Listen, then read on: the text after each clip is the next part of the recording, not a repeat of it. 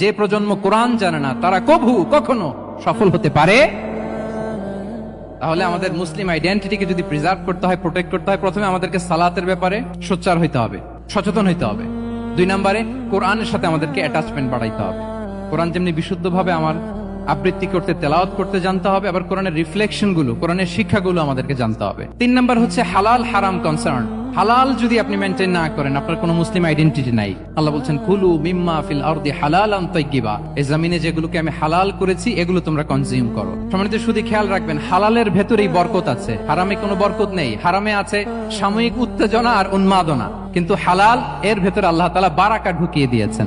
তাহলে আমরা হালাল কনজিউম করব সব ক্ষেত্রে। হারাম খেয়ে, হারাম কনজিউম করে যে ব্যক্তি দোয়া করে, যারা হারাম খায় তাদের দোয়া আল্লাহ কবুল করে না, এবং হারাম খেয়ে বর্ধিষ্ণু দেহ আল্লাহর জান্নাতে প্রবেশ করবে না। লা ইয়াদখুলুল জান্নাতা জাসাদুন গুযিয়া বিল হারাম।